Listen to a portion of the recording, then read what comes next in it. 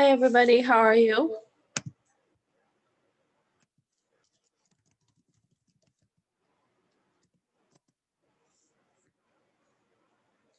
Good, I'm glad to hear you're doing well. I'm okay. You know, just day by day. Today is Monday and Monday is always crazy busy. So, but I'm glad we're going into week 8. Hold on one second, let me let my dog in.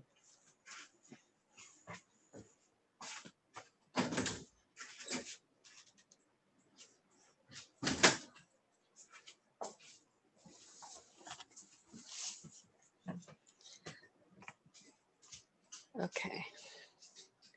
It's warming up again.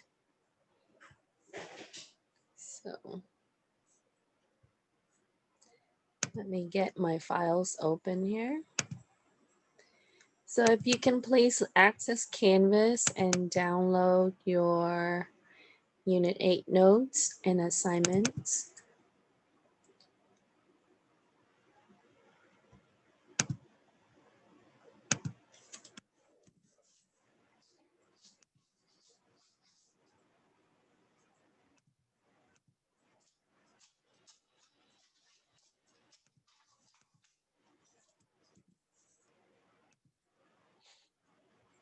We'll start in a minute.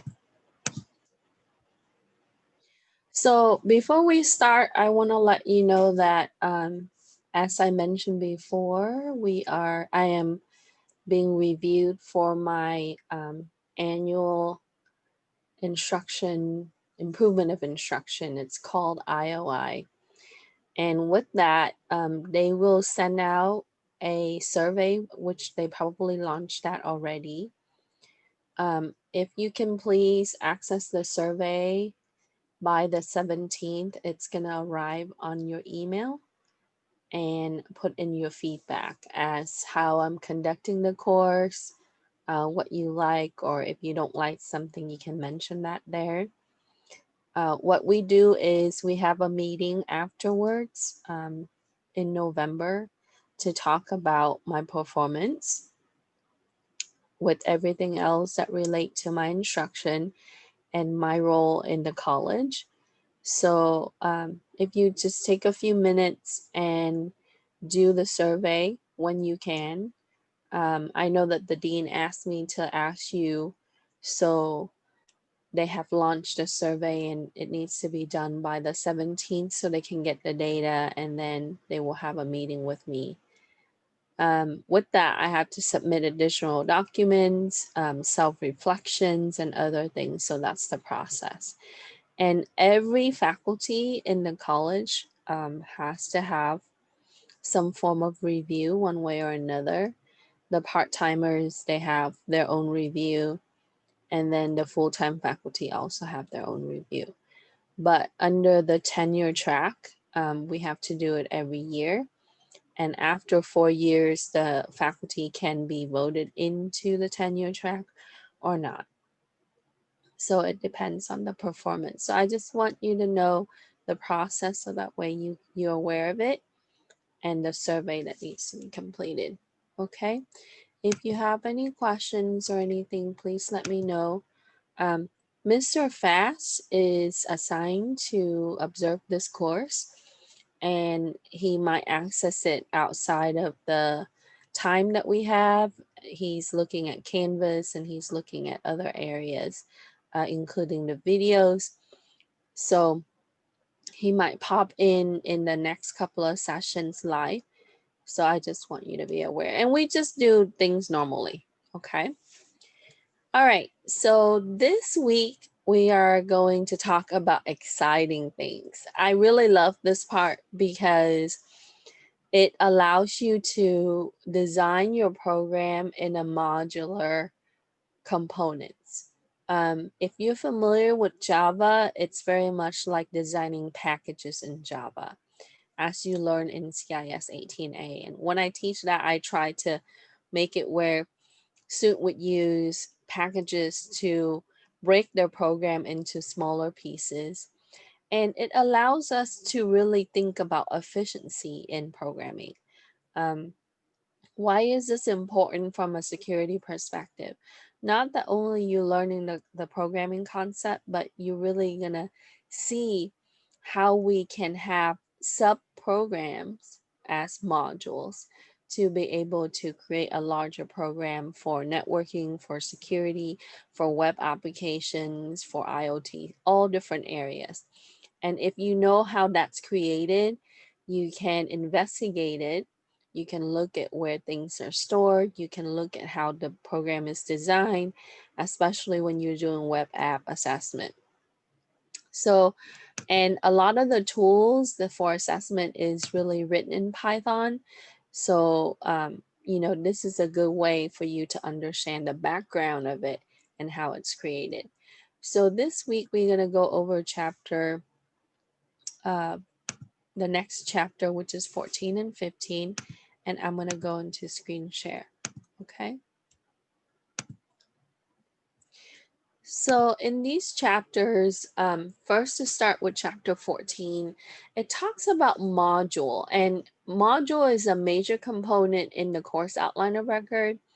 And in the perspective of development, we wanted you to understand how to create your own module. As you know that we have built-in module like math, you've seen that before. You can import modules that were created by other developer and to be able to utilize some of the functionality in those files.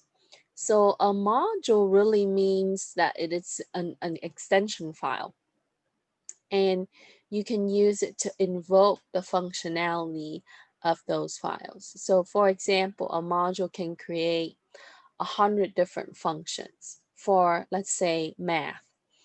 And we can use that to implement square root, or we can use that to implement something like what you've seen with minimum, average, or even in some statistic area if you're doing data analysis.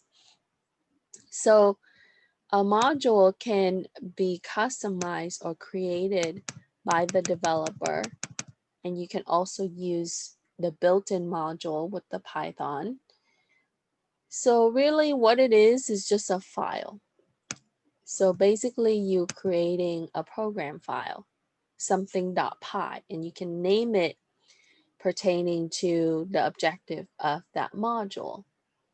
It would have statements and definitions, and last week we talked about defining functions, right? Including the definition for your function and what it's capable of. And also later on, we will work with class, but modules can contain variables and it can contain classes. So basically, it's a file that you can incorporate with your existing program to enhance your program or to make your program more efficient. So in a business perspective, the way we can look at this is, let's say that you are creating a program for a business to take customer order, like a restaurant. Um, what we can do is we can develop a module for menus, different menus. Let's say the restaurant will have beverage menu, or it can have food order menu, or some restaurant they would sell other products like canned products. So it would have those options as well. Now, we don't want to write a huge program that has, let's say, 7,000 lines. What we want is we want to have a main program that will call on other files to be able to incorporate that into a larger application. So that's the whole purpose in using module, is to use these files and make your program more enhanced, more efficient, and perform better. Okay, so we can break down the larger program into the smaller, manageable, organized files.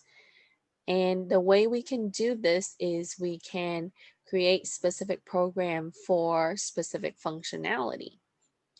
So you want your module to be somewhat extensive where it would have different functions and it would have different variables or containers.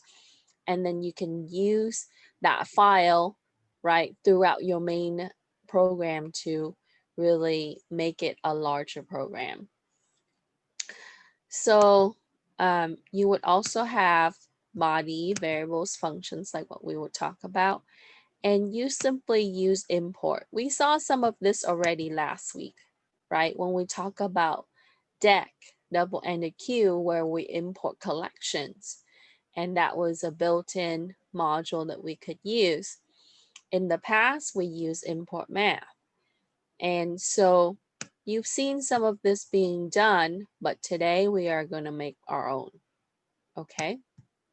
Now in the C++, you see that we have the STLs and then their developer that create libraries. So similar to that, what we're going to do is we are going to create these files and we are going to use our files in with our existing program. So we can use import to bring it in, and there are different ways in Python that you can incorporate this file.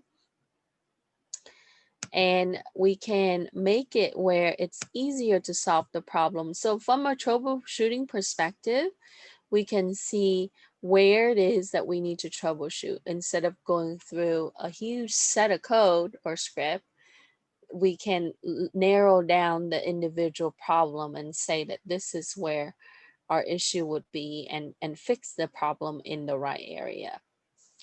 So here in the textbook, so what I did was I used content from the chapter, and I supplemented some of the content.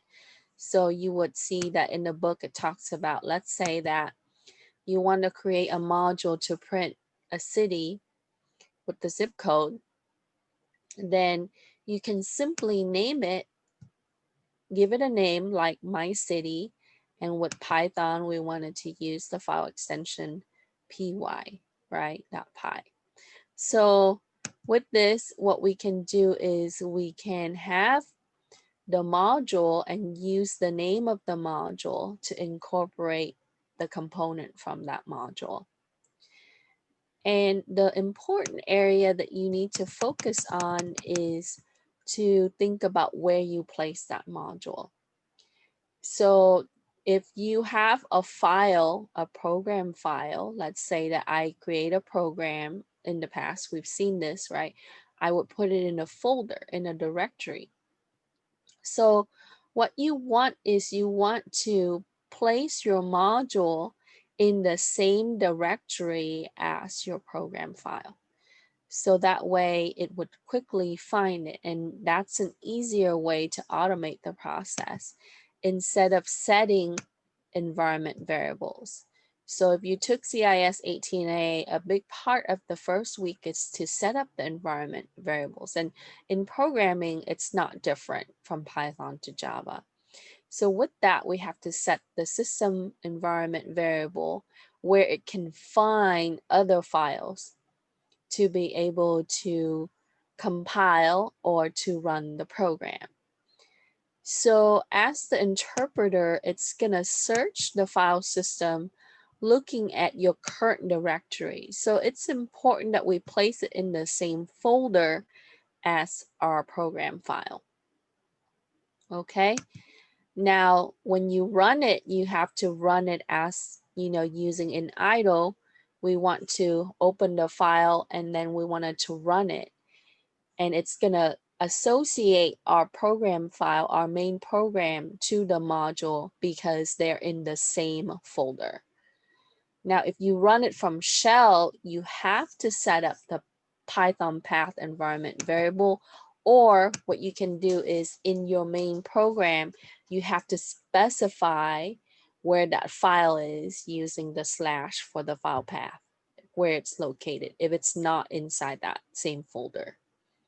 Okay, so for today, what we need to do is we need to place it in the same folder as our program file. And once it's created, and once you have a module, what you're going to get is you're going to get this PyCache, and I'm going to show you. So with this, it's going to create a file called CPython, right?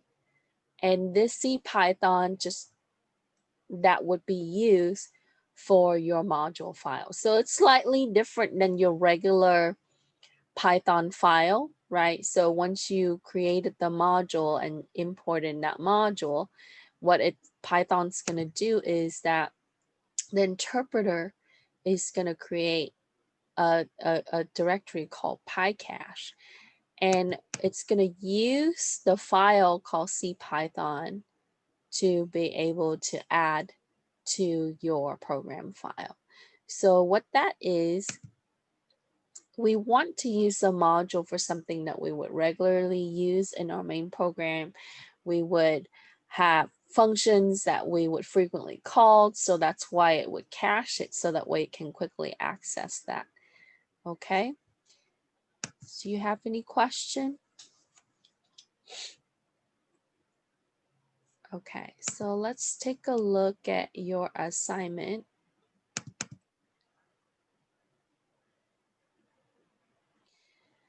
So as we mentioned, and you've seen this in chapter 1,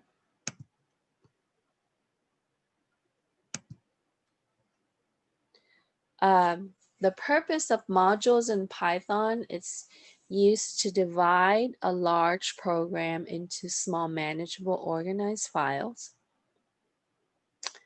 And it's a way that we can reuse our code. So modules provide reusability of code. So that way we don't have to repeatedly writing the same code over and over and over again. We can just create a file that would have that, and then we would just import that file, and then we can invoke, right, the functionality from that file, right? We can call the functions and to be able to have in our main program. And as I mentioned, where do you want to store your module? In the same directory as the program that is importing the module. So if you have a file that's going to import another file, you want to put them together in the same folder. Okay, any question?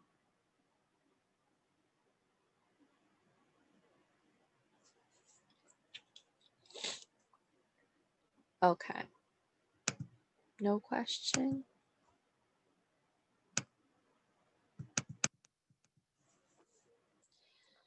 Okay, so here it talks about when it matches the name of the module, it automatically executes it from start to finish. And you know that Python interpreter goes line by line, top to bottom. So once you import the module, what it will do is it's going to interpret that module and execute what's in that module. And we talk about the PyC extension. So, and we talked about how it should be saved in the same directory. So in some cases, if the action failed because it's not able to find a module, the default path, right, in the Unix or Linux level is under user, local, lib, and Python. So in Windows, we can set the environment variables by navigating to the path and then create that variable to point to that specific path. So what it does is it uses the variable called sys.path, and this contains a current directory. So you can use it to really detect or find out where that module is located. It's going to give you the name. So we'll touch on that. Okay. So to import a module, right, we simply use import, and you would do that at the top. Okay. Now, when we create a module, we can simply make something like this. In my example, I have a module that would add 2 numbers, subtract 2 numbers, multiply 2 numbers, and these are all functions, and divide 2 numbers. Then what I did was I save it as countum.py. So my module name is countum to calculate the number. And so when we write our program to import it, we simply use import and then the module name. You don't have to put the extension when you import it. Just import and the module name. Then we can add the body of our program, or we can invoke, we can call the functions from the module. So here I simply wanted to print, right? And I called on add right here. So I wanted to add 82 with 9.5. Okay. So let me open up the files to show you what that would look like.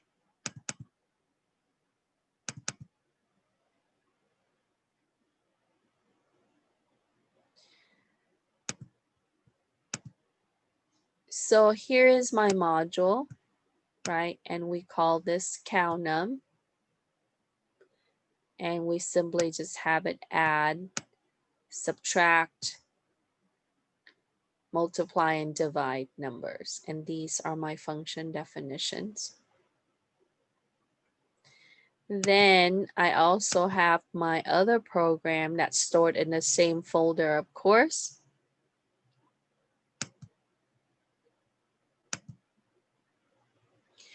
So here I have import, and then I have it to print after it adds, subtract those values, multiply those values, and divide those values. So when I run this, so this came from the main module itself, right? And as you can see, I wanted to print that to show that it pulls that from the module. Then the second value here is the sum when it adds 82 plus 9.5 from my other program. And then I have it subtract 10, subtract 4, I get a 6. And then I have it multiply 5 times 8 gives me 40. And then I have it divide 100 divided by 2, I get a 50. Okay, so this is how we can use the module. We just have to import it, and then we can invoke the functionality from the module. Any question? So before we answer the next question, I want to show you another file.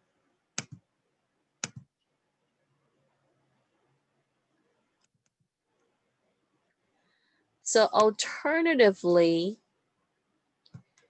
we can have it import and use a different name. So what I'm saying here is I'm importing in a module that I created called countum, and then I rename it as cnum.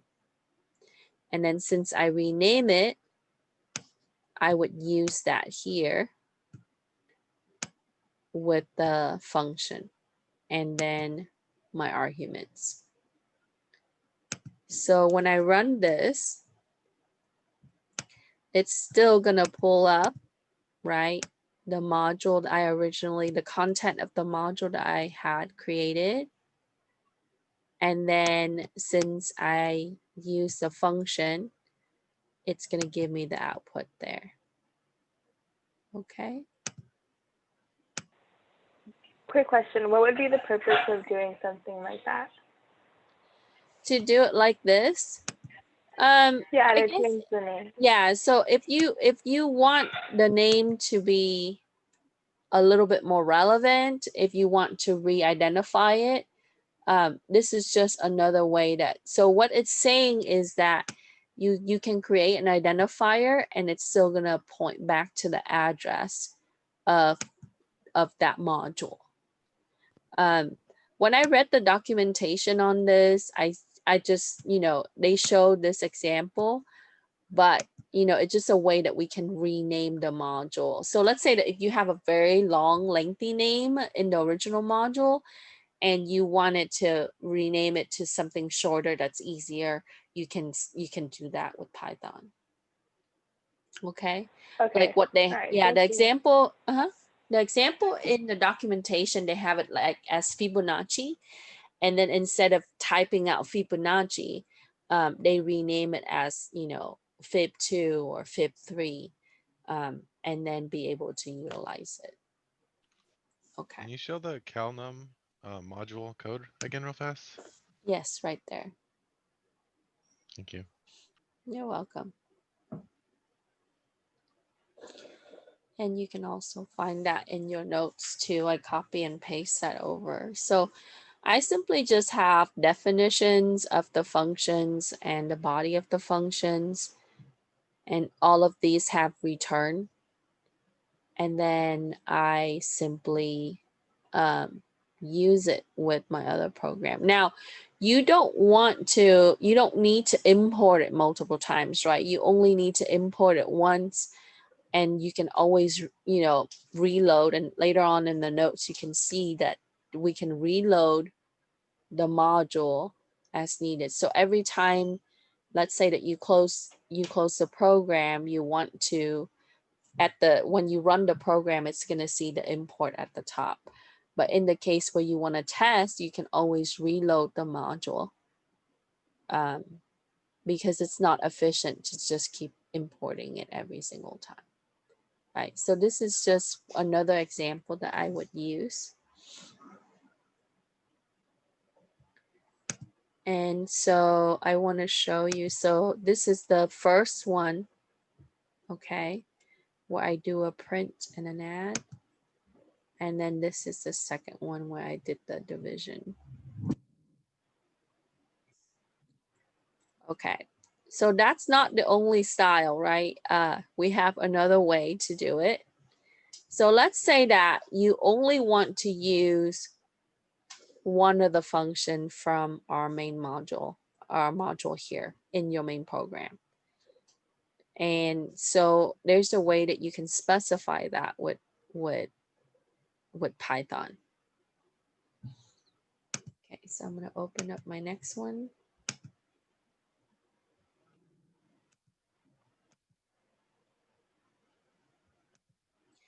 So here's my module, right? And you saw we use import, and then we can use import and then rename it. So you can say which module that you're importing from and what function. Okay. So we originally defined the div as division. And so what I did was I said from calnum import div, and then I renamed that as denum, which is division number, right? And then I simply just do this, right? Denum 500, 100.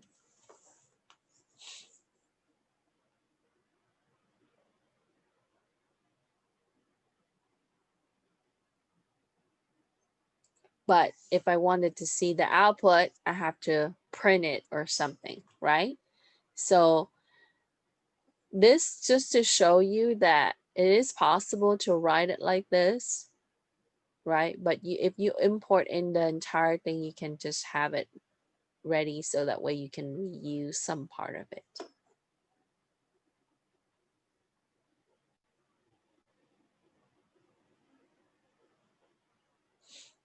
Any question? So to answer the next question, for number 3, it says Arlene created a module called gpacal.py. how can Arlene import the file into another program? So she would use import GPA cal. For question B, number 3, how can Arlene import the function avg from gpacal.py into another program? So we would say from gpacal import avg. So basically we're saying from this module, we're going to import that subpart of the module.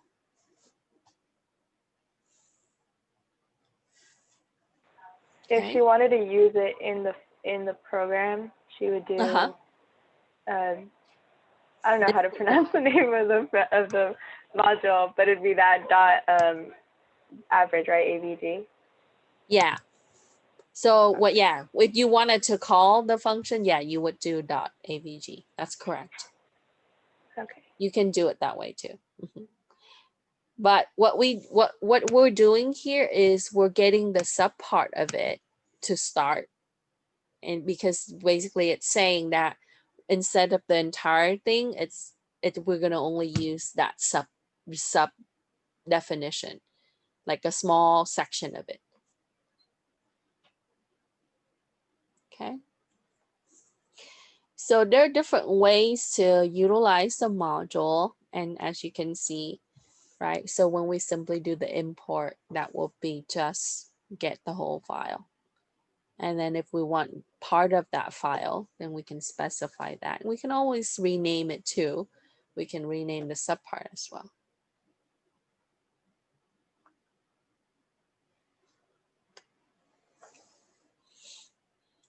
Any question?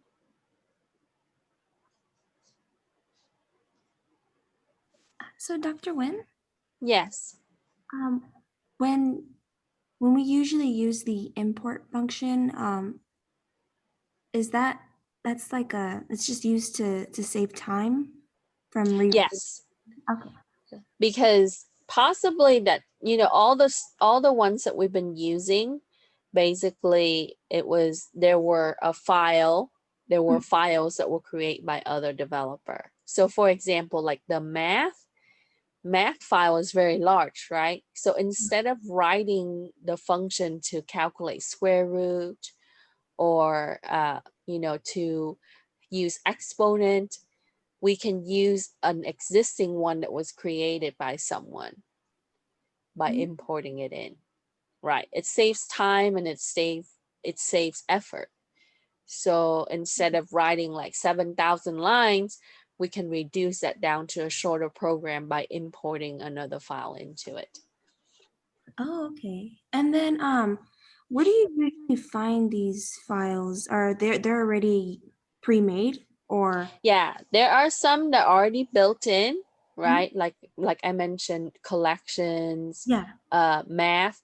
And then there are other developers that share resources, sometimes on GitHub, sometimes on other type like open source environment, where if let's say that you want to create an interface for a game and you wanted to see if somebody actually already wrote a module for that type of game. If you find it, you can simply import that into your program that you're writing for the game. Let's say for certain functionality, like to have, to select characters or, things like that. Okay. Okay. Thank you. You're welcome. And that way we can always reuse it and other people can reuse it. So it's a good way to share the resources and make it efficient for everyone, because there's no point of repeating the same processes if it's already invented, you see? So definitely useful. I have a question, Dr. Yes. If we do this import module, can make a running speed up, the speed fast. Yes, because it doesn't have to reload all those variables. It's already caching it and all the functions, all the processes. So you already have things that already, so when the interpreter goes through, once it imports it, it creates that file. It's just gonna go back to that file and reuse it over and over again. So definitely more efficient. More because my project wants to speed up quick Right. to compute. Right. So what you want to do is you create a module for all the computation needs, right? And use that file repeatedly throughout your program, instead of, you know, making functions inside it to make it a very long program, because interpreter goes line by line. So if you Okay. have 7,000 lines, it's very long. But Oh, if you already have a module that has the functionality, it's already storing some of that. It's just going to go back to where it was stored and retrieve that quickly. Like it cache it. Okay. okay. Okay, I will try this way. Okay. Yeah, Thank good.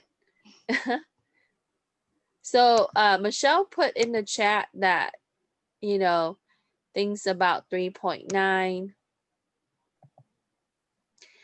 So it is a little buggy. Yes, there's some issues with the newer versions, but, you know, transitioning to that. And they quickly have some of the fixes, as if you look into the documentations and such. Okay. So this, you know, before I release the project, I kind of wanted to also get your feedback on that. We will be using module in our project. Okay. So instead of, in the past, every programming class, I usually just let the student pick the business and then do something like create a program for that business.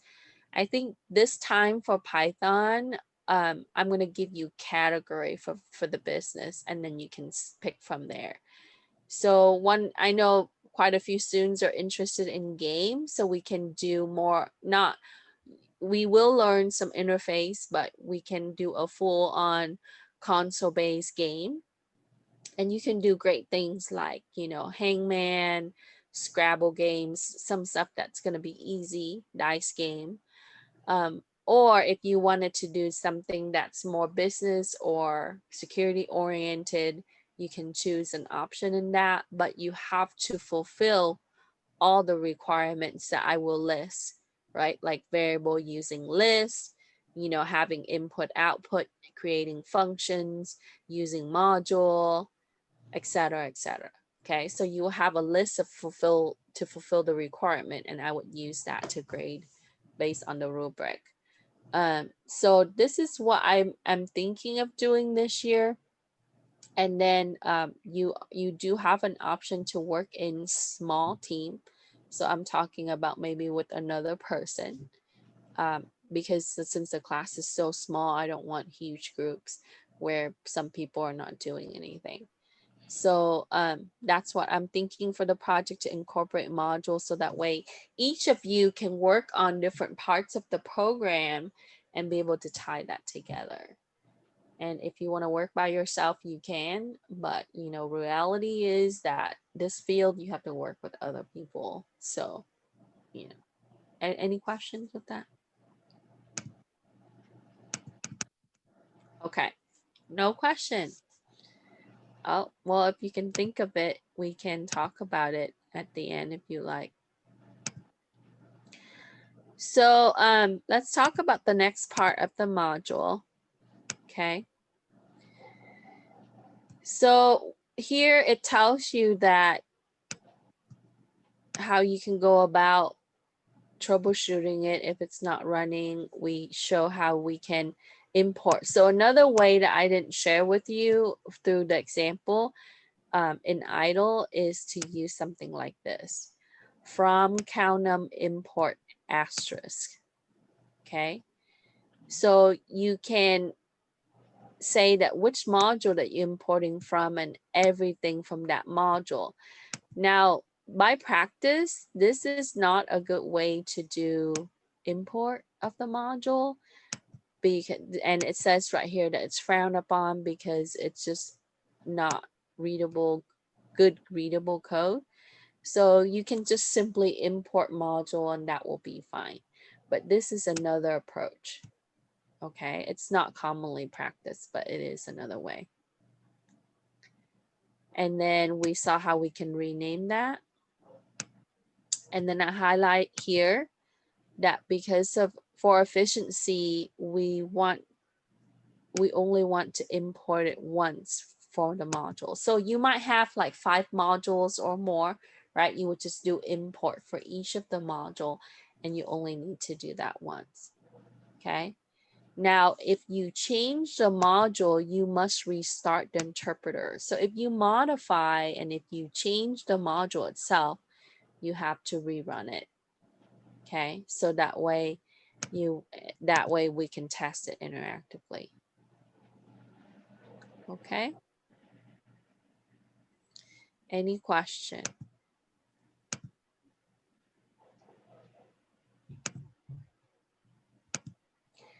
Okay, so for the search path, what we can do is we can use import sys and then sys.path. Okay, so when you do this, you can do it in shell.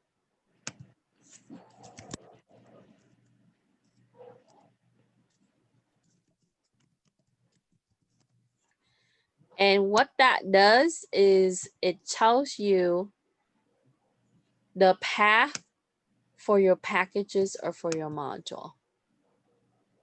Okay, and that will pertain to where your Python library is stored, right? Some of that have built-in module and then additional information. So that's another way that you can check for your path. And this is going to pertain to your default directory for the installation and also added the current directory.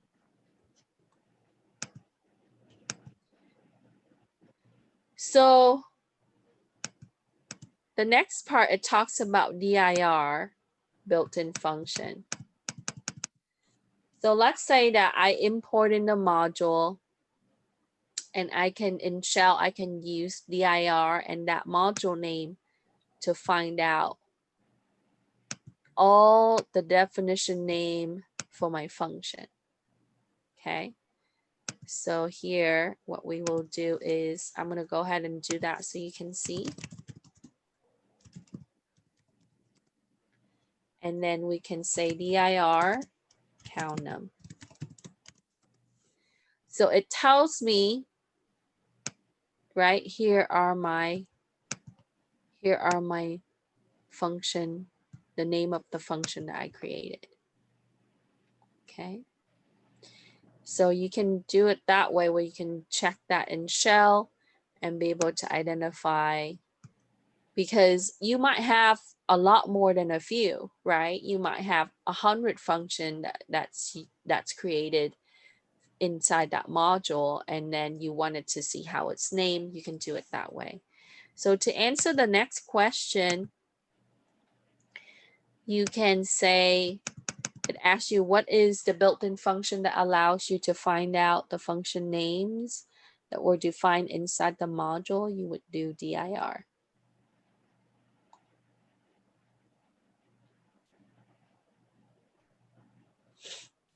Okay. Then what we will talk about is we are going to talk about the name attribute. So we can use the name attribute once we import in our module. In shell, what we can do is we can use our module name and then .name to really validate its name. Okay? Because sometimes you would have rename like this, like what we did with as, right? So what we want to do is we can also use the name attribute to find out the actual module name.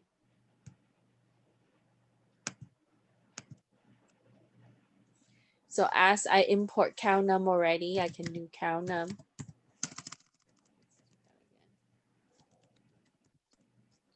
can do countum dot to underscore name to underscore. Okay, that's not just one. So it tells me that the name itself is countum.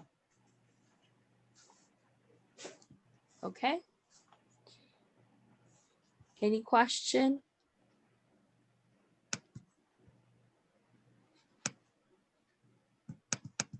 And module can be very useful in cybersecurity. Like right now, some of you are going through the competition, right? You can write the script to automate a lot of the process. So even in the application assessment level or network assessment level, you can create tools for it to reuse some of the code or reprocess some of the things over and over again. Okay, various things throughout. So we can create module for that. Any question with module before we start doing number 6? So in number 6, we are going to create a module called textinfo.py. And it needs to print the length of the given string. It needs to convert the given string to the uppercase. We already learned about string earlier in the semester, so this should be easy. We would use the length method, we would use the upper method, right? And we can also check to see if it's alphanumeric. And you guys remember that? Okay, alnum. So these methods we already talked about from the earlier chapters. So first we are going to create the module file. Then we're going to save it as textinfo.py. So the approach, right? A, create text.info.py. And that's going to include print length of string, right? Convert to uppercase and print if alphanumeric. Okay.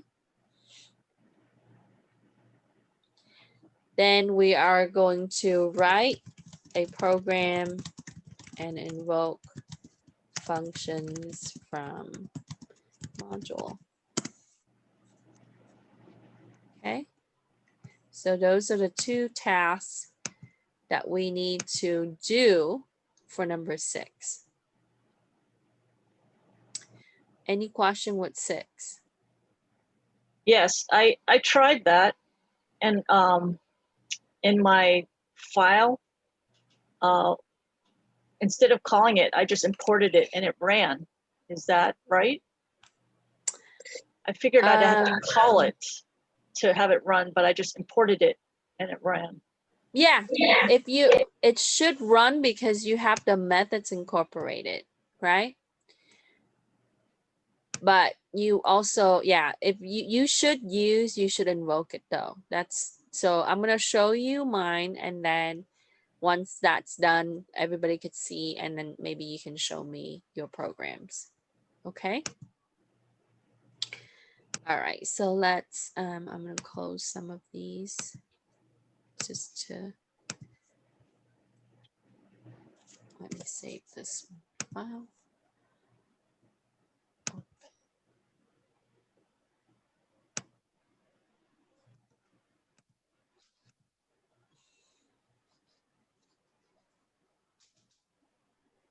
Okay, so here is my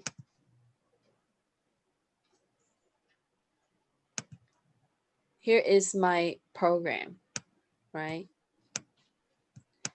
And I basically have the user input in a string, and then I import text info, which I created, and I'll show you the text info.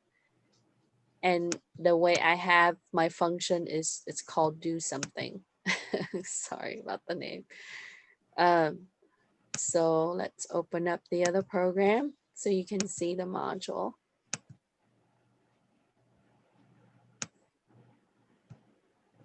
Here's my text info.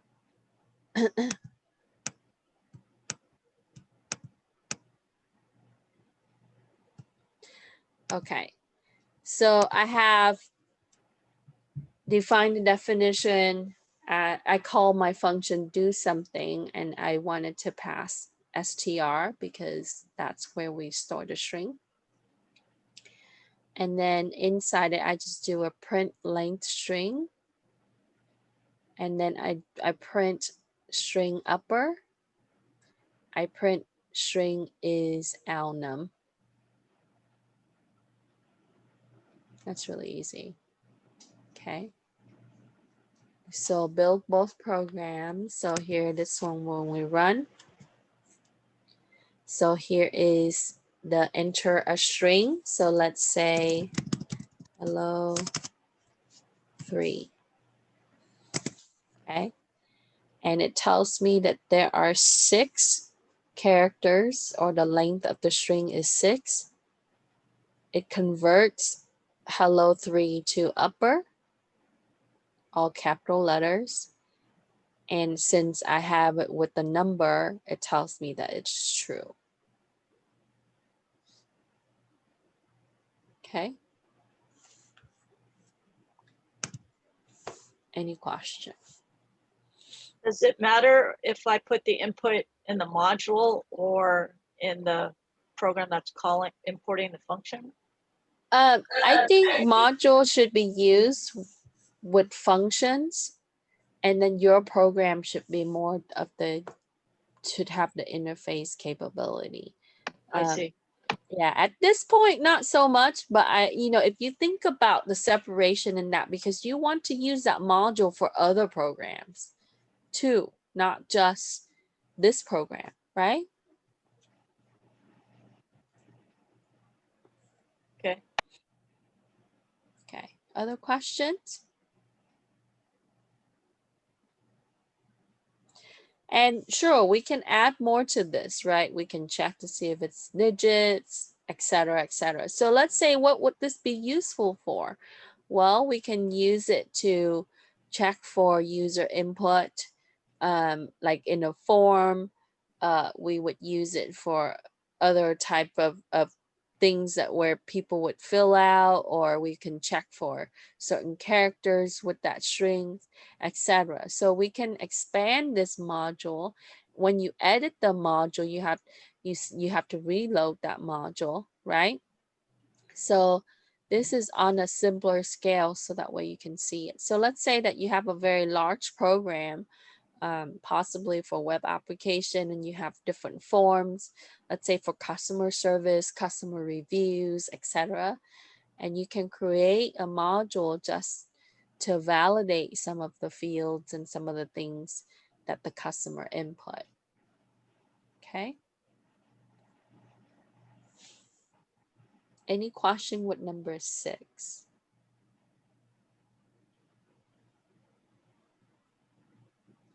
So for the lab, we would put it more into the business perspective, right? We will do module and apply this a little bit more. So I want to show you how this can be done. And so that way you can put that to your project or your future programs. Question. Yes. Could you show how you stored it? I think I might Yes. have done it wrong. So I just have a folder called Unit 8, and I put all my files in it. So my text info is right here. And So then as long my as it's in the same folder. folder, yes.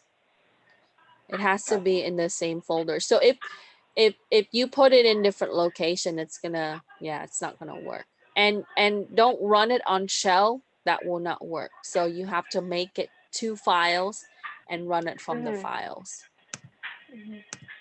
And the name, the way you type the name in the file name has to match how you type it when you import it, right? Yes. Yeah, just like packages in Python. Okay, thank you. You're welcome. Because for everybody, right, the reason why is that you notice when you make the module, it puts the file inside here called PyCache.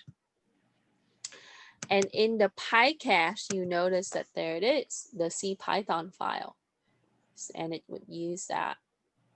Okay, so it would automate this process where it would create those files for you, but you gotta make sure that your program file and the module are together. Okay. Any question? So just to show you that again.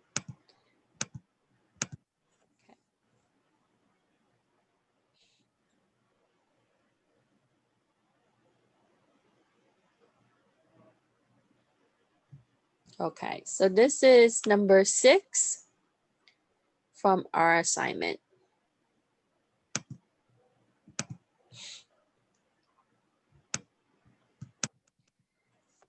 So now, as many of you have taken programming classes like C++, Java, and other programming language, you might have come across a chapter or, a way to generate a file to handle files like open, read, close, etc. Okay, and we can do all of that in the programming in our main program. Now, in order for the file to write, it has to, or even read, it has to be open. So the process in file handling is that we need to open it first. And if the file doesn't exist, right, we can create that file. Okay. So once it's open, then we can perform some operation with it, read, write, and close file. So after we perform the operation, we need to close it.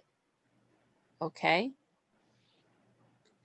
So now Python has the built-in function called open file. So for example, we can have f is open test.txt. Well, what that will do is it will open the file in the current directory. Just into memory? I'm sorry?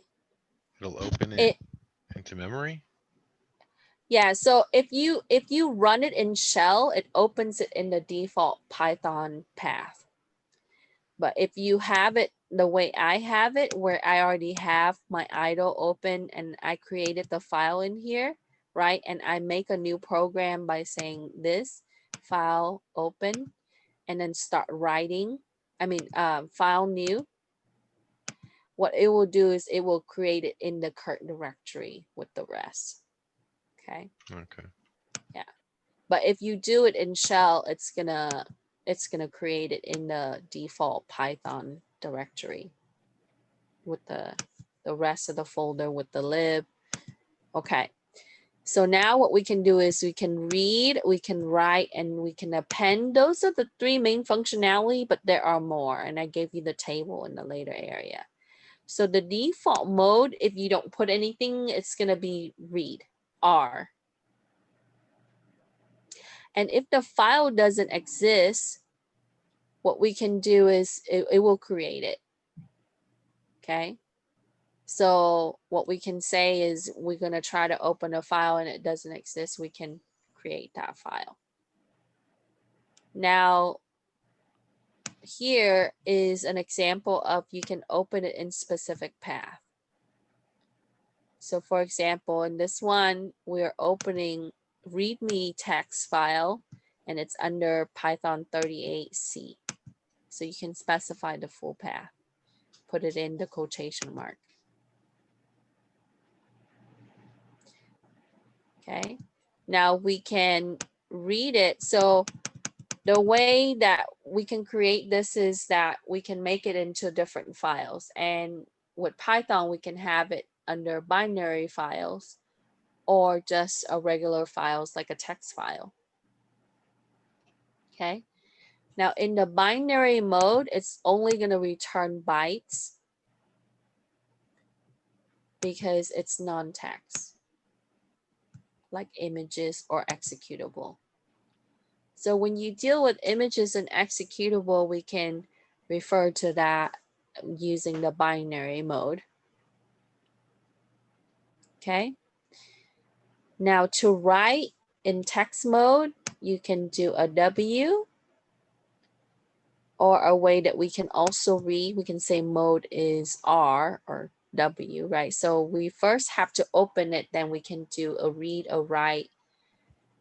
And we want to utilize the encoding because by default that would be ASCII for text. And if you are using your file for other reasons like, you know, for web development and such, you want to encode it for those reasons. So here is a table or a list of modes. So R, we already talked about that. That's default for read, W for write. And what we can do is we can create a new file that doesn't exist, or we can truncate that file if it exists. So think of truncate as overwriting. And then, I'm sorry, question? Okay. Then we can open the for exclusive creation. If the file already exists, then it's gonna fail. So if we that means that it's only gonna be specific new. Okay. For A, we can append. Opens the file and append at the end of the file without truncating. So append is different than writing in such that it adds to the content. So let's say that I have a file that has 2 paragraphs in text. I can append 2 more sentences in that text file. Okay? Whereas when you write, so let's say that you have 2 paragraphs already, and if you choose write and you have 1 sentence, it's gonna write over those 2 paragraphs. It's only gonna put that 1 sentence. Okay. So append really adds more to it, and without truncating, without overwriting, where write overwrites everything with the new content. Be careful with that. Okay. And then we have text mode, which is just for open for text mode, like in text file. And then if you do a B, that will be just for binary mode.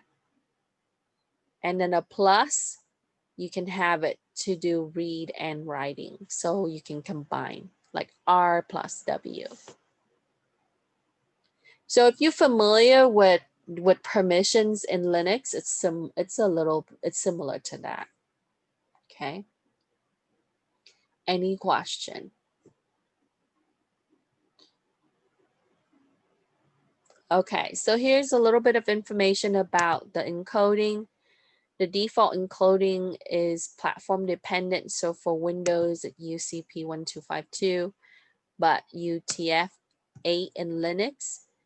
So when you encode it, you have to think about what platform is accessing this file, right? As text mode.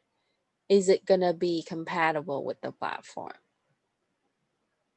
Okay, so especially with text file. Then after we have the operations like read, write, etc., we would close the file and you simply use the close method. And unlike C++, Python is good at garbage collecting. So it will clean up unused objects or unreferenced objects. And so you don't have to clean that up as a programmer. Okay. So once we have this open, then we can issue the close, whatever you name it, you can do close. Now, documentation shows that it's not entirely safe, so sometimes you would have exception that occurs when you perform the operation. So another way that you can open and close is you would use try and finally. Okay, so you can do try colon indent, and then you can specify it to open and then finally close. Okay, like catch and try in other languages.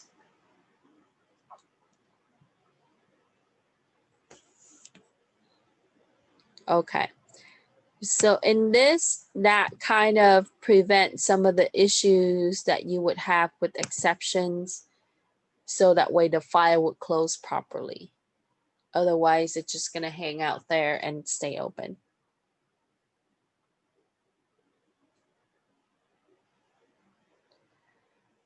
And also, we can use with open, and you can do with open inside the parameter here.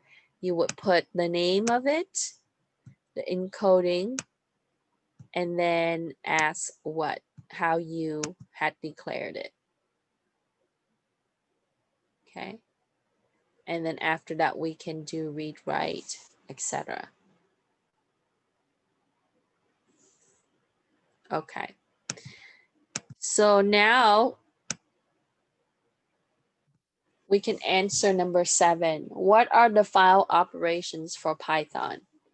We can open the file, then we can perform some operation like read, write, then we can close it.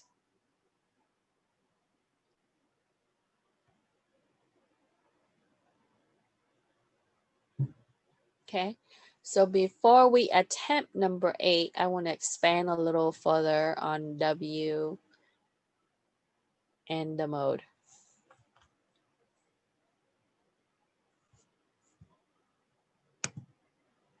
Any questions so far?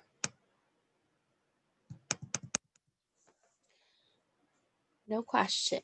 Okay, so we can write a file in Python. But first you need to open it, right? So here we see in the example, it uses with open and the file name W, right? That means we're gonna write to it, encoding UTF-8 as F for that object. Then we would do f.write, and then we would put in the sentence. My first file, so this is the first line. The next line, and then the third line. And we want to put the /n for the carriage, otherwise it's all going to be clumped together as text. So we want to have new line, right? One thing that you also need to pay attention to is where your cursor is in that file, right? When we program it, we instruct the system to create this text file, and we would have these sentences or these lines added to the text file. At a certain point, it's like moving your cursor and typing. It would be at a certain location on that text file. So you have to be aware of that, okay? How you access that file is really, we have to say where our cursor is. And Python use seek method, and then you would put in the position of your cursor. And if you want it right at the top, at the beginning of that file, that will be position 0. Okay. And as you change the value, so let's say if I do seek 0, that would put my cursor at the first part of that file, the beginning. Then if I wanted to go so many characters to the right of it, I would change the value, like seek 56. That will be 56 characters over, and white space is considered characters.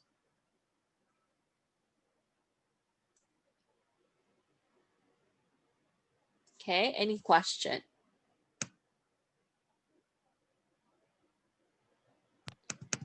The word with, is that just used with files? Yes. Yeah.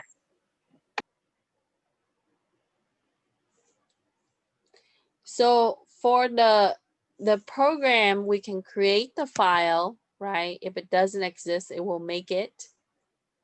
Now to read, we just changed our mode to R here compared to the last one. You saw that we had it right? So first we have to open, and then we can have it read. And then we can read the first 4, which is the first 4 character. So you can specify the value. If it's blank, then it's just going to default to 0. So you want to read 4, so that way it will tell you the first 4 character, this.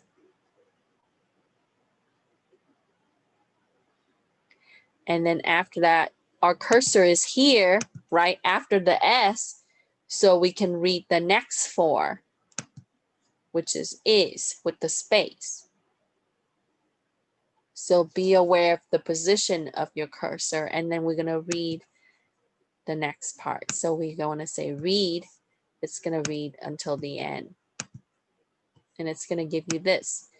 My first file, this file contains 3 lines. Okay. I should change this to, so it doesn't confuse you.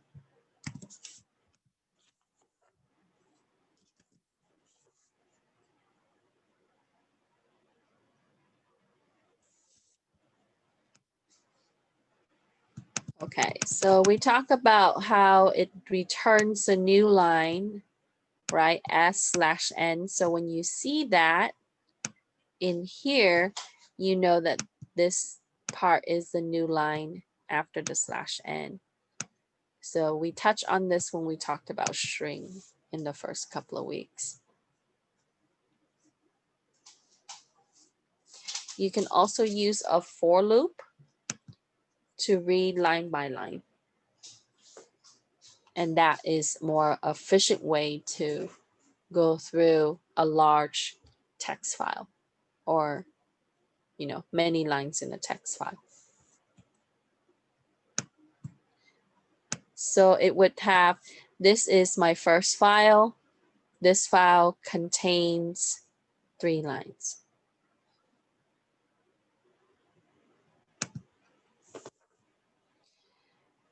Another method you can use is readline. This will allow you to read individual line in the file. Okay, so I can do an f.readline that will give me, this is my first file.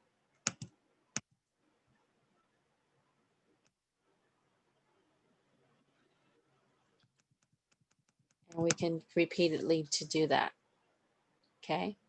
Now, if you add the S to read lines, so you say read lines with the S, it will read the rest of the lines, or many lines. So you can do multi-line read that way using read lines method with the S. Okay. And it would go, yes. So is it kind of like getLine, but instead you're reading? Yes. So getLine is more that it would store to the memory. Mm-hmm. This, it would go to the storage, it retrieves it for you. Okay. The S is convenient at the end. Yeah. So if you have a very long text file, definitely just do read lines. So it will return a list of all the lines for the entire file until it reaches the empty value at the end of file, which is the you know, the space, the white space that's at the end. Then it knows that that's the end of your text file. Okay. So this is kind of fun because now you can use this to what? Print receipts, print invoices for business. You know, that's great. You can program all of this in. So for example, let's say that I do a program for a car rental place, right? The user can put in, schedule the days that they wanted to rent the cars. It will calculate the rate and give them an estimate for the total, the tax, the fees, all of that. And then at the end, we can output a confirmation file, right? These are their schedule. This is, you know, or a contract, right? So this functionality is definitely useful all across, not just for business perspective, right? But we see this all the time. Okay. That's basically what I want to touch on. So let's work on one. Okay. So some of you already got started. So let me move this to the next page. Okay. So for number 8, we said we are to create a file called myfile.txt. And we want to program it. I don't want you to manually go into text editor and do that, right? So we want to program it in Python. And we want to write to it 2 sentences. I am a student. I am learning Python. And we want to close it. Okay. So we want to program this. So now let me get out of 6 and that. Open.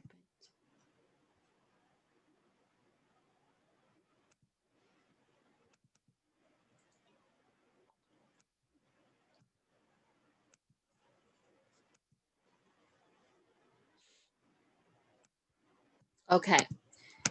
So, oh.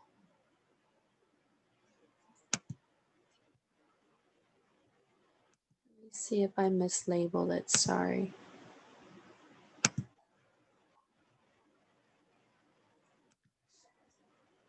I'm looking probably at homework or something like that.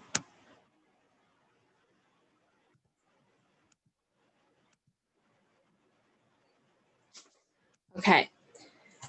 So I simply just use file here. You can call it whatever you want.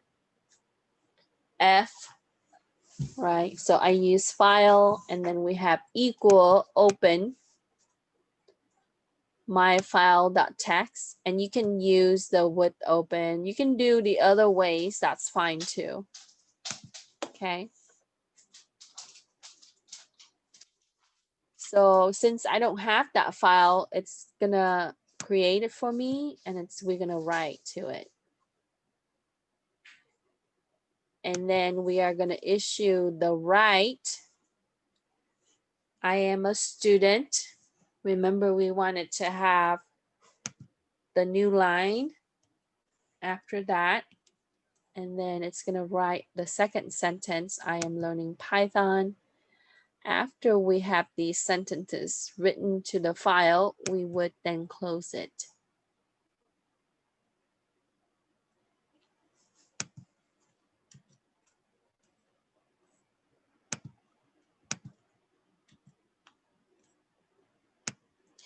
Now there's nothing to output, but what will happen is you need to check the location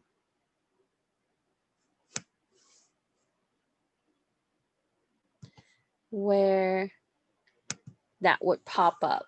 The location where you store your program file, it's going to show my file. And when you open this up, it should show that. Okay. So you can check to see if that files were created. and it should show up in the same directory.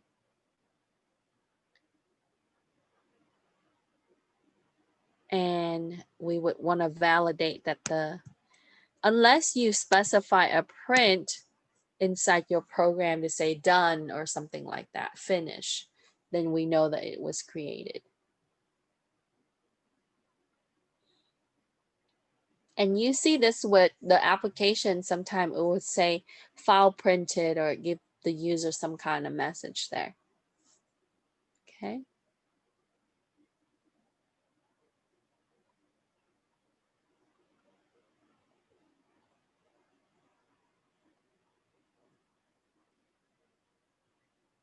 Okay, so that would be 8, and we know that we saw that it created this file for us.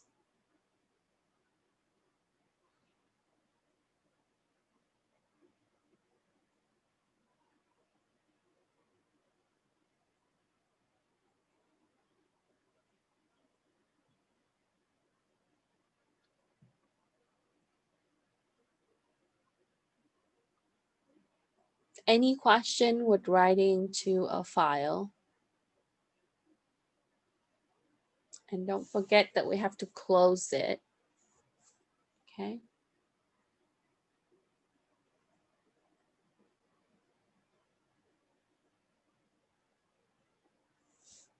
Did you really want the new line on the second line? Do you? Yeah, because you want that. Anything else added to it later, it will drop it in the new line for us. Oh, okay. Yeah, that way you don't have to, you know, to unclump it at the end, because it's gonna get stuck together if we add more to it. But if you don't add something and you're counting the number of lines, isn't it going to count that blank line? Yeah. It's gonna actually put the cursor right here for the next one. Okay. So we will better just to do the read line when we read it. Okay, you guys ready to do number 9? This is fun. It's easy, right? Just start learning how to output files and then be able to access it. And you know, there's so many functionality with this. It's just, you can apply it in all different areas, in IT and security and development. It's great. Yeah, if you got good at this, you could use it for like the log analysis. Oh And yeah. NCL too, for sure. Yeah, and or even like seeking certain things, definitely. Yeah. Mm-hmm. Yeah, perfect. See? Good job, Sean. All right. So now let's look at number 9. Okay. So number 9 says, open the file that you created in number 8. And we need to print all the content of the file, to print the number of lines from that file, to print the total number of words from that file. Pretty simple, right? And then I want you guys to screenshot for each one of these. If I forgot to put that, I apologize. Okay, so let me open up my number 9.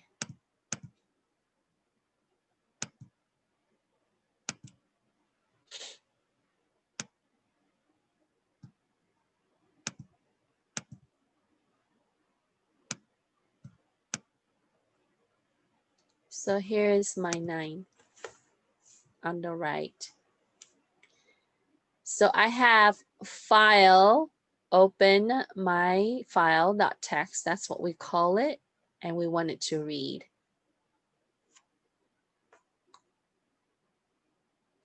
And we want to print, right? And we want it to have the length of file read lines. So it's going to read every line, multi-lines. So here, I indicated the note. It says, when Python read all lines, the cursor is now at the end. So we have to bring it back up to the first line in the first, at the first character. So after it read all of it, you got to bring it back up to look at how many words. So you have to put file.seek 0 to bring it back up to the beginning. And since we're using a for loop, we want to initialize the words as 0. Then we would use a for loop. And we would use a split method to count up our words and then print it. After we print it, then we can close it.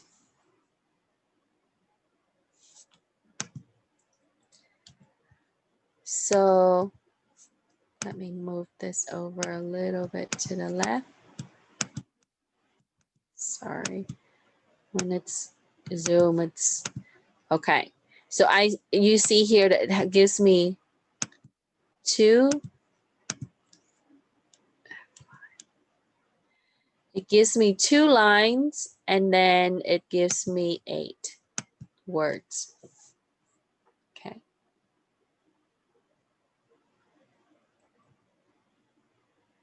Now it's because I'm using length, that's why it's telling me there are 2 sentences. Okay. If you simply do a print file read lines, it's gonna read each sentences with the new line carriage. So if you do a length, it'll count up the number of sentences there. Okay.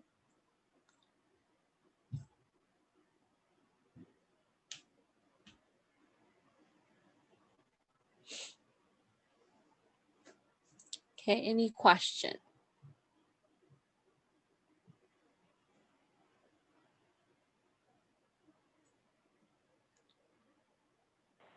You have to put the file.seek 0 every time you're trying to get back to the top of the file, right? Yes, unless you want to go elsewhere, then you put the value where you want to go. So if I wanted like, you know, so many characters later, I would put like, let's say 100 characters later, I would put 100, including the space. Is 0, so 0 is an indication of which character?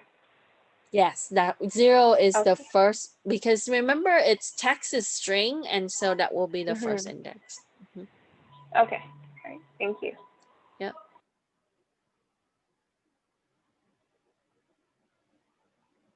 So the right side, this one is number 9, right? This one was number 8.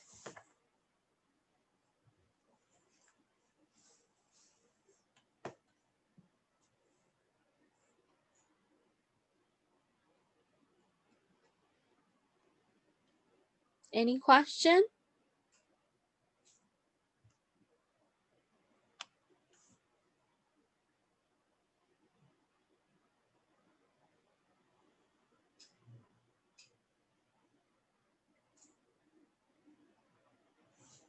Okay, so you see how it's done now. So in our project, I will incorporate this too. So you have to have some kind of file output and update the file. Okay. For my question, Yes. could you explain the length line dot split in the for loop? So in this one right here, so we specify words it's gonna store every time it loops, right? And what this will do is when we split it, we simply get each line and section it to each of the words. Now what that will do is it's gonna split into sublines, which is each word, and then it's gonna count it. And how it counts it is that it's gonna break it at the white space in between the words. Okay. Yeah. Okay, those was So, the white space where I was trying to figure out. right. And so because with the way, because you know that there's the null with the string at the end of each word. So it's going to terminate it at the null, and then it's going to continue to the next one. So think of it like it's a subline, and it's going to count each of the subline up as it loops. Okay, that makes sense. Thank you.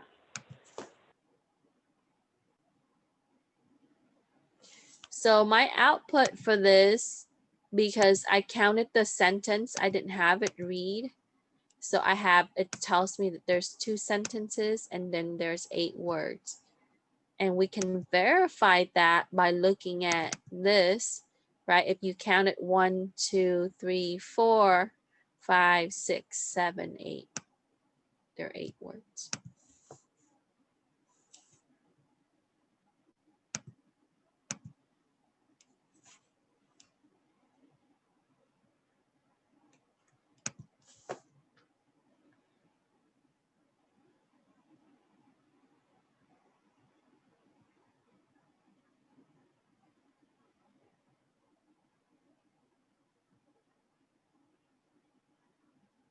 Any question?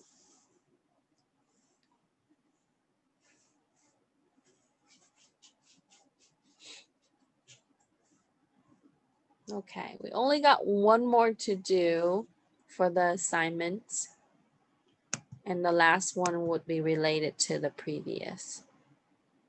So now we're gonna append.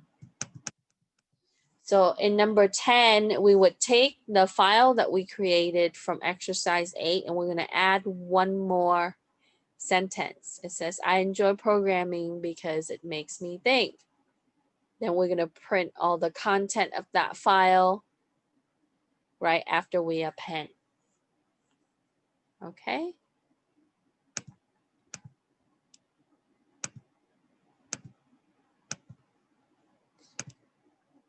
And let's open up number 10 so you can see what you need to do.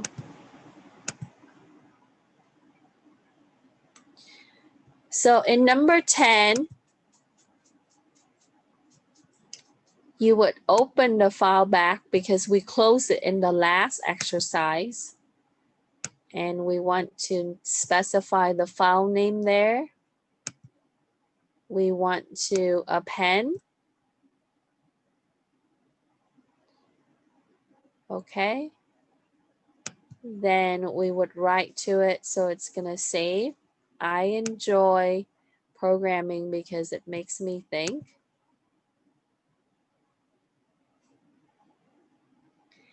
Then we want to move our cursor back up to position 0 because after we write this, it's already further down the file.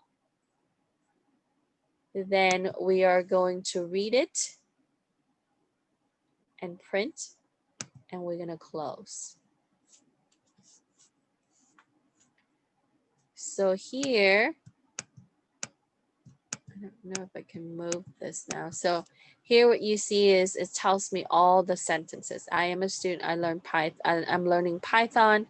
I enjoy programming because it makes me think. Okay.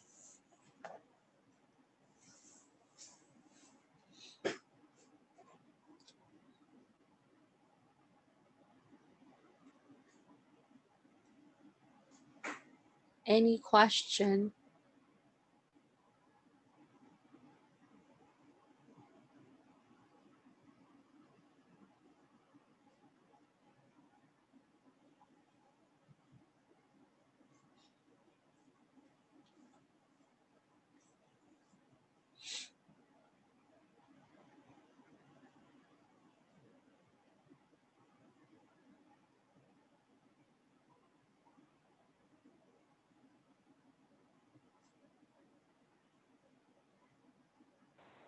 What's the difference between using file.readlines and file.read? So if you do file.readlines with the S, then it's still gonna output line by line, all the lines in it. It's just gonna look at each of the line and then it's gonna read it. Whereas when you do read like this, it's default from the beginning to the end. So yeah, you're gonna get the same output. Okay. Yeah, but in this, you have to do a print with that, right? We want to print always just to show, but yeah, so you don't have to specify. I guess it would just give you the default position from the beginning to the end there, so you're fine.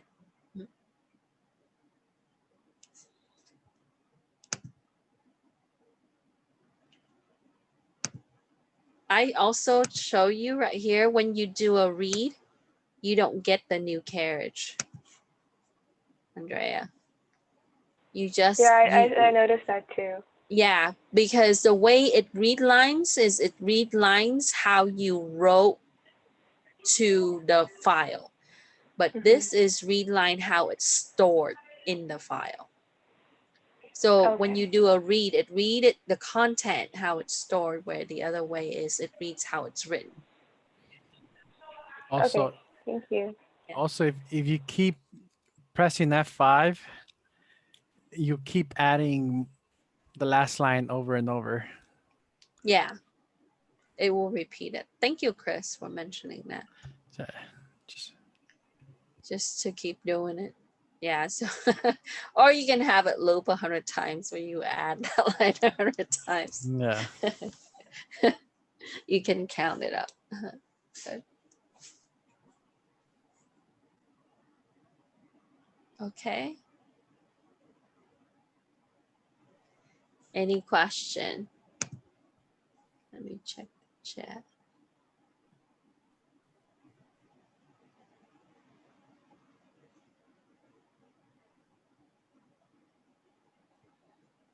So Python is definitely a lot easier than, you know, if you compare this to C++. And also with C++, we would bring in the STL and then you can have it in or out, right? For output, input for the file. And so you still have the same product at the end. It's just different language on how the libraries are catered to operate.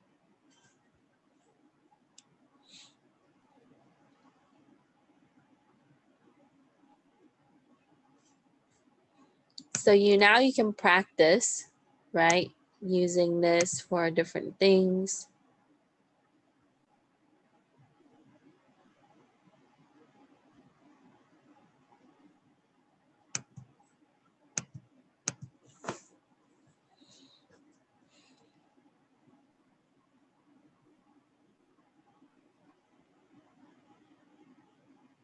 Any questions? So before we wrap up and everything, I wanted to go back to Michelle's questions last week. She had asked me about list comprehension and container comprehension, how functions were, you know, compared to the list or container comprehension, like using a for loop, right, to look at the content of that container. Versus having a function to do that. So in Python, I want to share with you that there's a thing called, it's called Python generators. And it works very much like if you're looking at C++, how we use the iterator. And you can implement it with class hierarchy. So it's similar to using functions.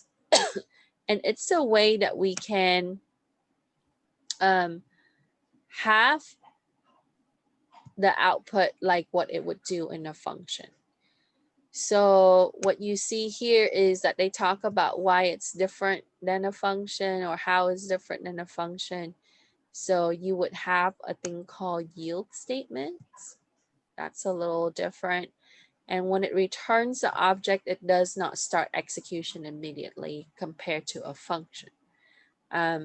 So methods like iterator, next, etc., it's implemented automatically with it. Okay, so this is another way that we can use, we would be able to use this to access the container. So you would have something like this is the example.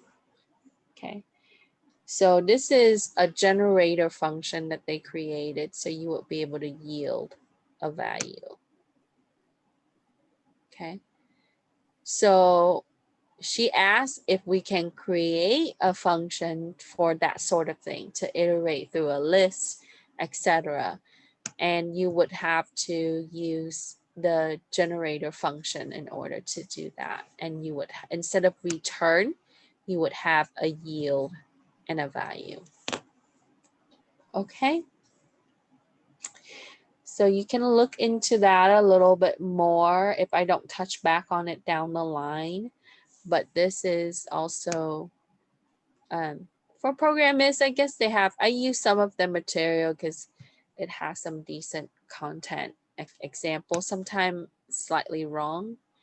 So you can look at Python documentation for additional example as well. Okay. So here, I'll drop this. Yeah, I'll drop this into the chat so you don't have to go looking around.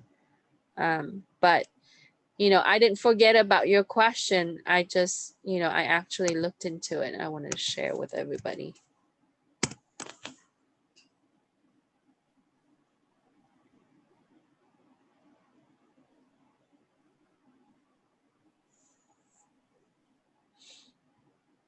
Okay, so that is, oops, sorry. I think I sent it to Andrea because she might have messaged me. Okay. Yeah, so let me resend it to everyone. All right. Other questions? So what's the expectation for the lab? We will be working with modules and we will be working with files. So after that, we should get a really decent practice of, you know, how to apply this a little bit more and be prepared for the project. I am sorry, I'm gonna have to stick with the schedule a little closer. So hopefully I'll get something more concrete for the project because I'm rethinking it now. So that kind of, but if you want to give me feedback on what you want to do as far as project, I'm open to that. You don't have to stick with, you know, the traditional, but Make it as hard as you can. well, we have to really focus on how the course is created and written and what we've learned. So the project is to encapsulate, and I challenge you to be more advanced with your programming if you wanted to make it harder. You can definitely take a simple concept and challenge yourself to make a better program. Yeah, definitely. you make yours harder, Chris. But I'm going to fulfill the objective, the student learning objective, because it simply just asks for modular program. And in that, we would have everything that we covered with functions, variable, list, definition of, you know, different containers and loops and stuff like that.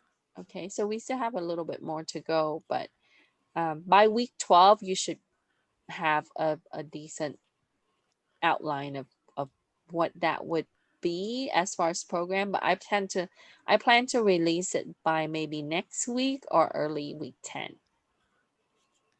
I got a few ideas. A Blackjack Game, Mm-hmm. like yeah. So you can do games. Games are definitely cool and fun to do. Also hard to do, dice games, but when you do game, I expect you to understand discrete with it. You can't just do a randomized dice game and expect it to. So you have to think about how combinations, combinatorics work with that. You know, if you can do puzzle games like Hangman, that's definitely fun.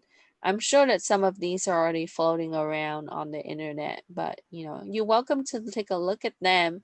But you know, you can't copy and paste their code. You just think about how you would do better or have a different approach. And if you wanted to do, yes, Michelle. Oh no, I saw the Hangman one. It's too easy.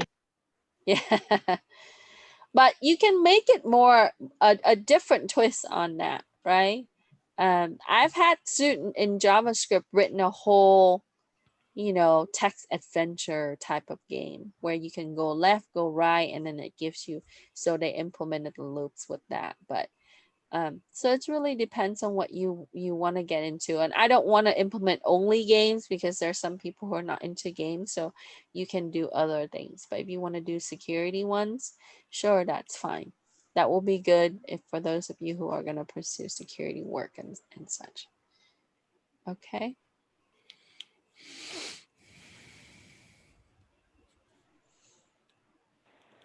I just wanted to double check that the quiz review is due today. Oh, did I schedule it for today? I am sorry. Let me fix. Thank you for bringing that up. So let's fix that real quick. Don't forget, we have a quiz next week. We also have a quiz game next week. Congratulations to Alberto, who won the last one. He got the highest score, even though all of you were trailing very close.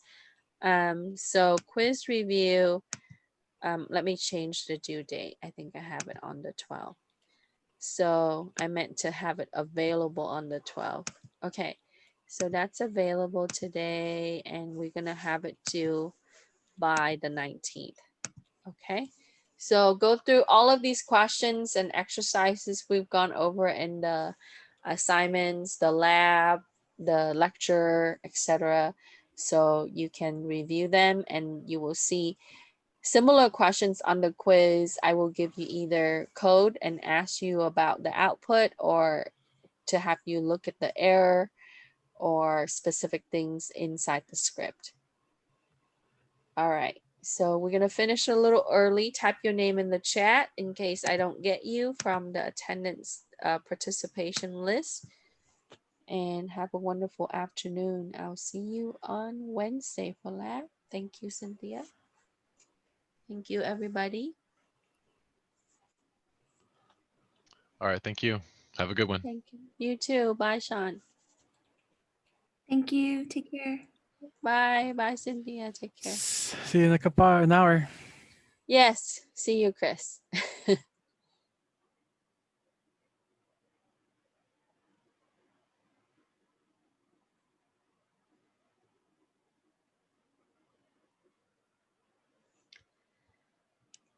Echo, you okay? You have any question? Oh, she signed up.